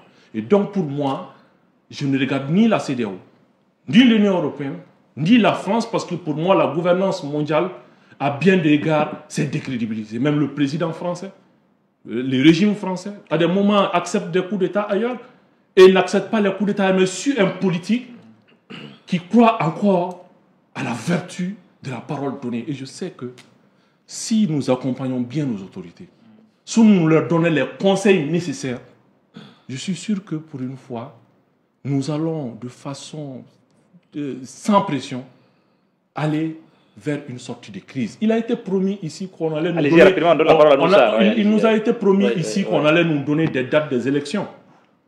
On ne nous les a pas données. On nous a dit qu'il y a un léger report. Jusqu'à présent, les acteurs politiques n'ont pas été appelés pour leur dire pourquoi jusqu'à présent, les dates n'ont pas été données. Ça, on appelle ça de la courtoisie républicaine. C'est à cela qu'on appelle. La courtoisie républicaine, c'est quand on adresse des correspondances à des autorités. Le minimum qu'on puisse accorder à ceux qui t'écrivent, c'est de leur répondre « j'accuse bonne réception ». Celui qui a reçu la lettre et qui ne l'a pas compris et qui ne l'a pas répondu, je suis sûr qu'en m'entendant, il va commencer à répondre aux correspondances. Ok. Noussar, pour votre prise de parole sur cette thématique, la CEDEAO, l'avenir de la transition, faut-il aller à des élections en février 2024, le respect de la parole donnée, tout ça, et comment vous répondez? Il a parlé de trahison. Je pense que la pire des trahisons, c'est aller livrer Kidal à des bandits armés. Ça, moi, il n'a pas fait. Et venir parader à Bamako, ça frôle le cynisme. Allez voir. Écoutez, je vous en prie. Vous avez Amélie Doumbouya devant vous. Je vous en prie. Moi, je ne vous ai pas interrompu. Je dois avoir le même traitement. Vous êtes un grand modérateur. Tu sais bien tenir la politique des débats. Non, oui. Noussar, vous avez la parole. Il a parlé de Modibo Keïta, oui, tout ça. Vous savez, de moment d'homme, je n'ai pas vu.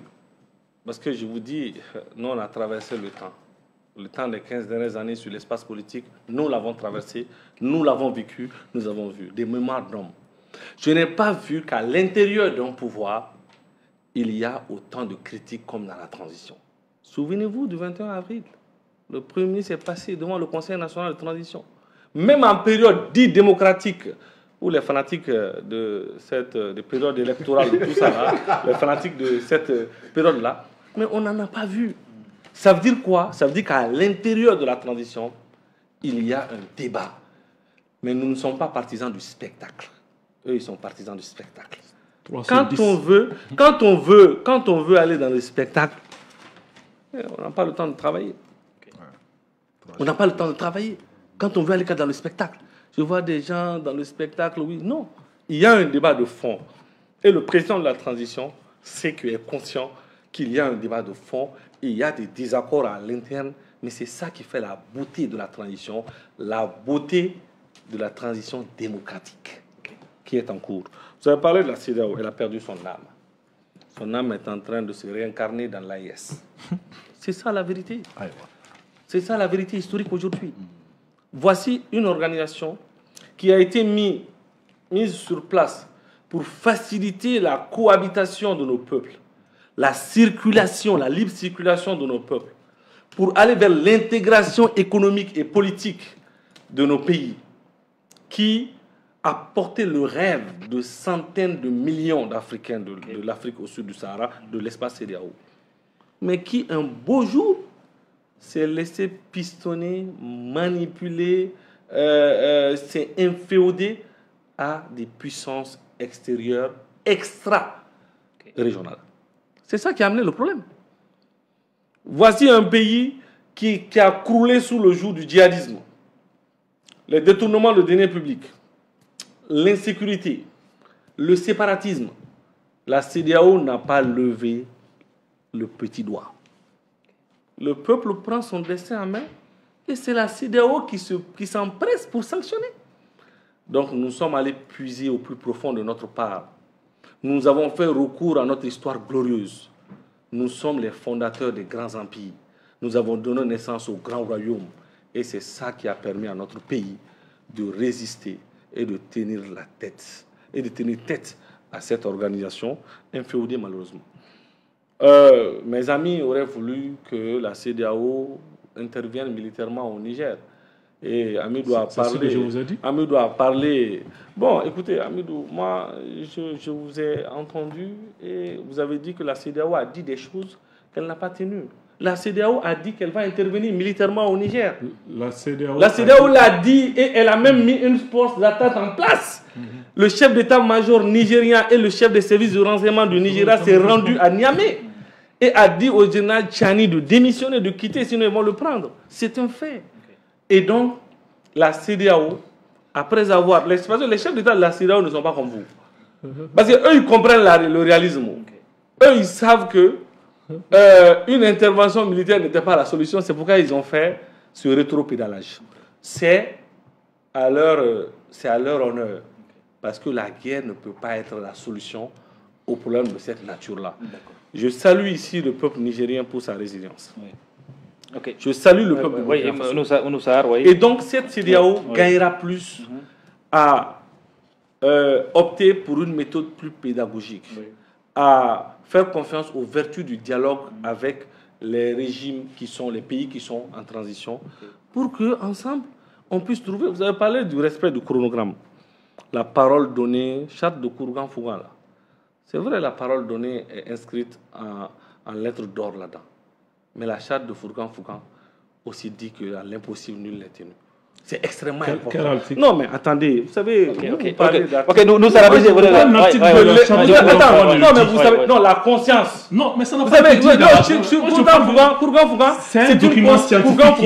Écoutez, c'est une conscience. Mais non, c'est une conscience, c'est notre conscience collective. Tu as dit que la charte l'a dit, mais c'est pas dans la charte de Kourgan-Fougan. Moi, je suis un homme politique. Toi, tu as dit, tu es, comment on appelle ça? Moi, je te dis, la charte de Kourgan-Fougan, c'est notre conscience collective. Et cette conscience collective a parlé en parabole. Personne dans les mandats. Quelle parabole? Non, mais écoutez, vous dites que la parole donnée. Bien sûr, on a donné notre parole. La parole donnée, c'était 18 mois. À l'impossible nul les tenues, c'est devenu, on a ajouté 2 ans. À l'impossible nul les tenues, s'il faut ajouter 6 mois, 4 mois, 7 mois, 8 mois, l'impossible nous le tenir. Parce que je vais vous dire, allez-y, la démocratie ne peut pas se réduire aux élections. Ok, merci. La démocratie ne peut pas se réduire aux élections. C'est justement cette transition. Et la démocratie ne peut pas se réduire aux élections. C'est une formule là, et une déclaration de Noussar sur ce plateau. Et vous, qu'est-ce qu'il faut faire justement pour est-ce que le respect du chronogramme, le respect de la parole donnée comme Amidou, qu'est-ce que tout cela vous inspire? Et la démocratie ne se résume pas aux élections. Vous savez, il y a Morgan Freeman qui dit souvent qu'il faut éviter de débattre avec un menteur parce qu'il vous battra toujours à ce jeu. Quand les gens disent des choses et font le contraire et pensent qu'il y a une explication à cela, c'est qu'il ne faut pas discuter avec eux. Parce que c'est qu'à chaque discussion, la personne pourra dire une chose, faire autre chose et vous dire que ah bon, ça n'a pas fonctionné, donc je vais essayer autre chose. Aujourd'hui, le cheval qui dit... Le cheval qui dit que réussir tout ceci est dû à notre histoire, si le même cheval dit que nous ne pouvons pas faire comme notre histoire parce que les temps ne sont pas les mêmes, que croire? C'est qu'aujourd'hui, c'est aussi ça la difficulté, c'est de savoir réellement quel est le discours qui est tenu et quel est le sens de ce discours et qu'est-ce qu'il implique. Quand on donne sa parole, moi, je suis désolé, mais mon oncle ne pourra pas me conseiller sur la charte de Kourkanfoura. Pour qui connaît le nom de mon grand-père, il n'y a pas match. J'ai reçu une très bonne éducation sur cette question. Et je vais vous dire que quand on disait que la parole donnée était importante, cette connotation vient d'un cas de figure qui ressemble effectivement à celui-ci. Le cas de figure qui avait fait que quand on avait détruit le Ghana, Sumaworo s'était engagé à ne pas transgresser les royaumes autour du Soso. Et que quand il a violé cette transgression, parce que comme il l'a dit, lui aussi c'était ça, hein, c'est à l'impossible nul n'est tenu, parce que les gens venaient nous attaquer, on venait nous esclavagiser, les invasions arabo-berbères commençaient, donc il disait il fallait être avec lui pour protéger tout le monde. Et quand les gens refusaient d'être avec lui, il les a pris de force pour les mettre sous son emprise, parce que encore à l'impossible nul n'est tenu. Vous savez, une chose est certaine, quand vous décidez de faire une tâche et que vous n'arrivez pas à le faire en un délai qui vous a été donné et qu'on vous donne un sursis, c'est-à-dire c'est comme si on vous donne un plus et que vous n'arrivez pas à le faire, le mieux serait de souvent dire je ne suis pas la bonne personne pour le faire, trouver quelqu'un d'autre pour mieux le faire. Parce qu'on ne peut pas indéfiniment donner du temps. On ne peut pas indéfiniment donner du temps à une équipe pour faire un travail et qu'à chaque fois cette équipe demande un délai supplémentaire sans qu'on ait l'opportunité de regarder au-delà de ça. Mais mieux que ça, parler de la CEDEAO, là où Noussar se trompe, la CEDEAO n'a pas encore fait un rétropédalage effectif par rapport à l'intervention militaire au Niger. Si vous lisez...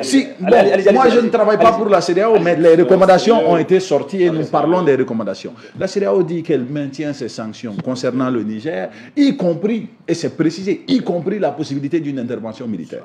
Donc, elle n'a pas fait de rétropédalage, en tout cas selon ce qu'elle a dit et ce qu'elle a écrit. Moi, je ne suis pas porte-parole de la CEDEAO et cela ne m'incombe à rien. Une dernière chose qui va être excessivement importante, parce que, encore une fois, c'est vraiment nous empêcher de réfléchir que de dire ça, c'est de dire qu'aujourd'hui, cette narrative de dire que, et je pense vous l'avoir indiqué, hein, le peuple, en fait, n'est avec personne. Le peuple est avec le peuple. C'est ses besoins qui dictent sa réaction. C'est ses besoins qui dictent sa façon de marcher.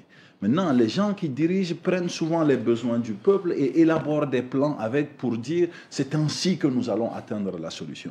Donc le peuple croit hypothétiquement en une possibilité de solution. Genre, le peuple met sa confiance en un plan, pas en des hommes et pas en une garantie de réussite. Donc celui qui pense que le peuple est avec lui, ce qui arrive, c'est ce que Amidou avait cité comme exemple, c'est ce qui est arrivé en 68. Celui qui pense que le peuple, parce que moi je pense, je ne suis pas aussi comme vous, hein, je n'ai pas traversé tous les âges, mais je sais que je n'ai jamais vu un président malien être, pendant son mandat, être aussi apprécié que le président a été. Tout le monde a vu comment ça a fini. Quelque chose qu'on peut ajouter à ça, c'est de comprendre que le peuple suit ses besoins et qu'il faut faire en sorte que ces besoins puissent être pris en compte. Et à terre, je veux ajouter un dernier point, parce que je pense que j'ai été suffisamment long et j'ai accepté de tenir. J'ai accepté de tenir. Donc, oui, je vous ai laissé faire la politique. Le dernier point qui va être très important. Allez-y, fini. Allez-y.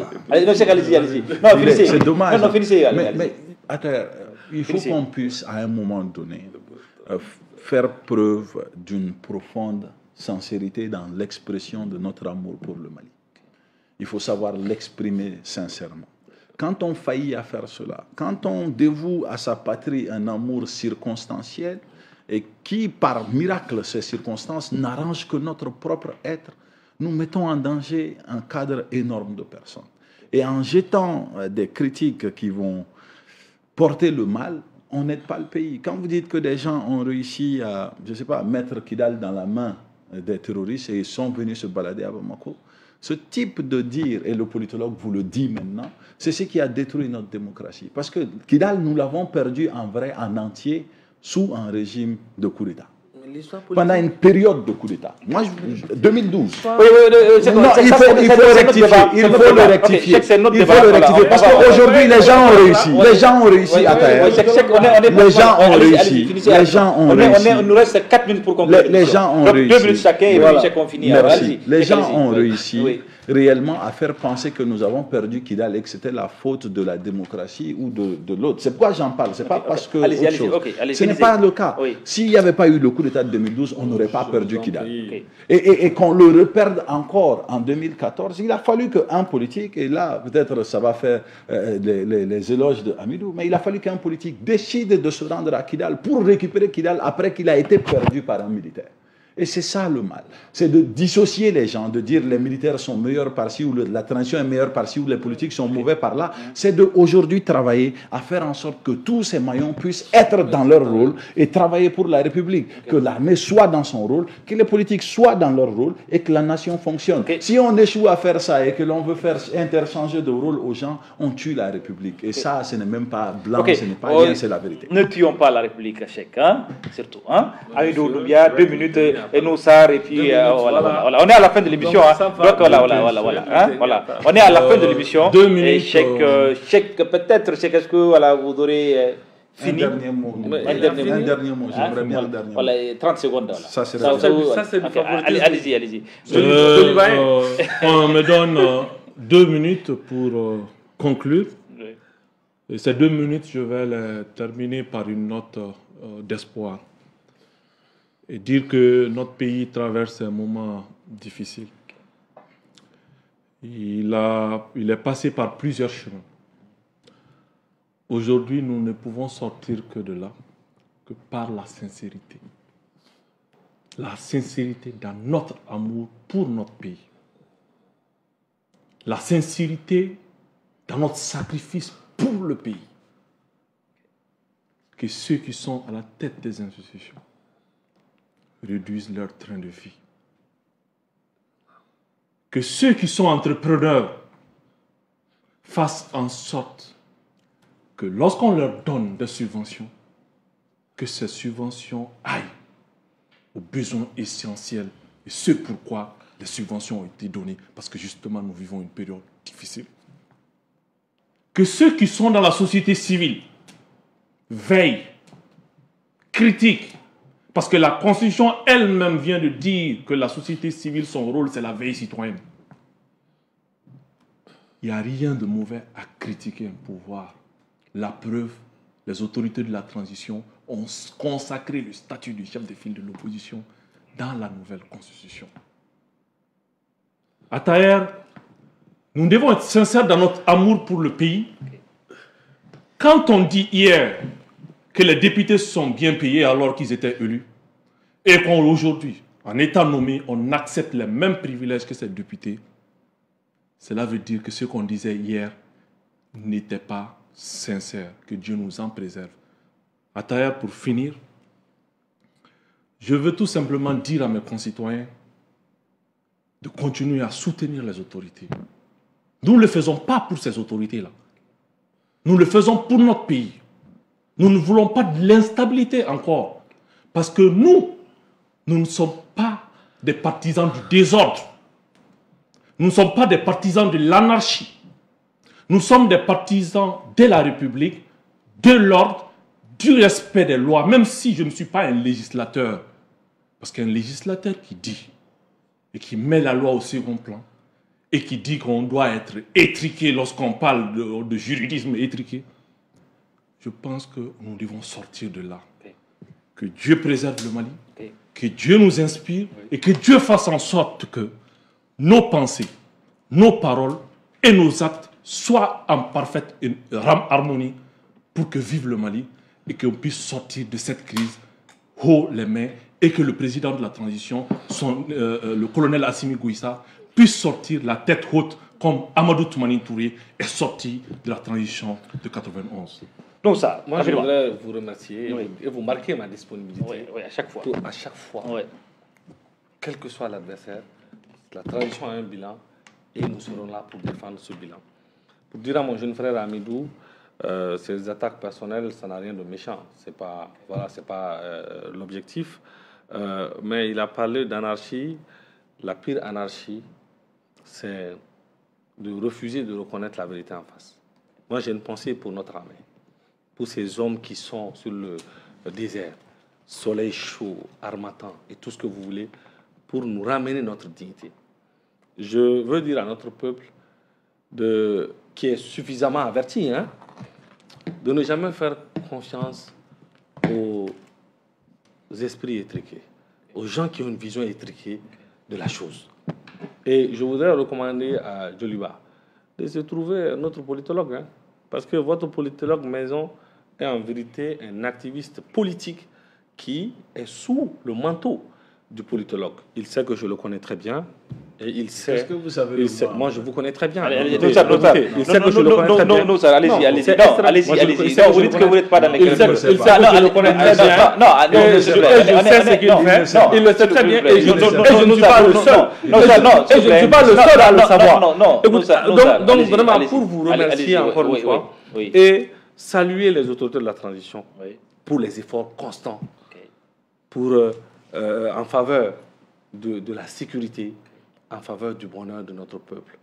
Vous savez, les temps passent, les hommes passent, mais les peuples restent, les nations restent. Ceux qui ont la patrie, oui, c'est mon pays, j'aime mon pays dans la bouche, on n'a pas besoin de le dire. Nous l'avons prouvé.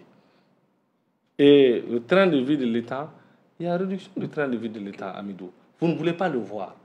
Mais chaque fois, mon jeune frère aime ramener les questions de l'État à des questions pécuniaires. Ça ne fait pas sérieux. Avançons. Avançons. Il y a un travail qui a été abattu. Il y a un organe de la transition qui est l'organe législatif de la transition qui a voté des lois formidables. Le code minier en est un exemple. Il y a un processus de redressement de notre pays. Il y a la lutte contre la corruption qui est engagée. Et aujourd'hui, les résultats sont clairs. Les gens ont peur de l'argent public. D'accord. Les gens ont peur de l'argent public. Oui. Non, s'il vous plaît. Méfiez-vous des politologues nous qui ont le manteau d'activistes politiques. Nous sommes responsables pour le choix de nos invités. Quand vous venez pour le débat, venez défendre vos idées. Je suis un téléspectateur de Djoliba. Non, s'il vous plaît. J'ai le droit de mon opinion compte. Le choix de nos invités. Le choix de nos invités. Le choix de nos invités, ça, c'est notre entière souveraineté, puisqu'on parle de souveraineté. Oui, Cheikh Oumar Doumbia, rapidement. En terre, rapidement, Cheikh Oumar, on est à la fin de l'émission. Oui, je commence vraiment par rapidement, Cheikh, on est à la fin. La note de profonde déception que je compléterai par la note de profond espoir. La note de profonde déception, c'est que le jeune neveu de Noussar l'a observé défendre les règles et les principes de la République avec sa vie. Et que ce jour-là, il lui a attribué une gratitude forte. Et qu'aujourd'hui, il le voit transformé, il le voit à l'opposé de ce qu'il a dit et de ce qu'il a présenté. Ça, pour moi, c'est une grande déception et j'en suis navré. Pour ce qui est de la nation malienne, nous devons être sûrs de 2 ou de 3 choses. Tout ce que le Mali a vécu, qui est décrit comme un drame, passera aussi. Et que le jour où tout cela passera, nous allons devoir regarder le bilan, pas de ce que nous avons fait, mais surtout de comment nous l'avons fait. Comment est-ce que nous avons défendu notre pays? Est-ce que nous l'avons défendu avec intégrité? Est-ce que nous l'avons défendu avec sincérité? Est-ce que nous avons défendu le Mali de telle sorte que nous puissions expliquer à nos enfants et à nos petits-enfants que le Mali que nous avons aujourd'hui est le fruit de nos vertus et de notre pudeur? Si nous n'arrivons pas à cela, nous aurions échoué face à notre rôle et nous aurions fait en sorte que nos enfants érigent des Mali entachés, des Mali sales par le mensonge, des Mali sales par vraiment nos actions illicites, et ce n'est pas le Mali que nous voudrons. La sécurité, elle est d'abord morale, et pour la sécurité morale des Maliens, j'exhorte tous ceux qui regardent Djoliba aujourd'hui à cesser d'écouter et à prêter attention à ceux qui disent que leur propre discours n'est pas fiable. Je vous remercie. Merci beaucoup, Cheikh Oumar Doumbia, politologue sur Djoliba TV News. Merci d'être là. Merci Noussar, président du FAD, le Front africain pour le développement. Merci à Amidou Doumbia, écrivain. J'espère que l'avenir du Mali, parce que je vois que vous finissez tous avec le sourire. Donc ça veut dire que l'espoir est permis. Et puis notre quatrième invité qui n'a pas pu être là, même s'il suit en direct cette émission, Monsieur Mohamed Chérif Aïdara du 16e Conseil supérieur de la, certainement qu'il a eu des raisons sociales, donc nous lui faisons un clin d'œil spécial. Mohamed Chérif Aïdara, président du Conseil supérieur de la diaspora malienne, qui sera certainement avec nous le dimanche prochain pour une autre émission du rendez-vous des idées. Donc je précise que le rendez-vous des idées, le choc des idées, la force des arguments et non les arguments de la force. Rendez-vous est pris à dimanche prochain et avec toujours le même plaisir. Je le dis souvent, le débat peut être chaud ici, mais dans les coulisses, comme dans un bon match de football, ils vont changer les maillots et je l'espère, entre le neveu et le tonton, ils vont certainement se comprendre dans les coulisses. Merci et puis c'est la fin de cette émission. Rendez-vous est pris à dimanche prochain. Vous pouvez retrouver cette émission demain à 22h et le mardi à 10h. Au revoir. Merci.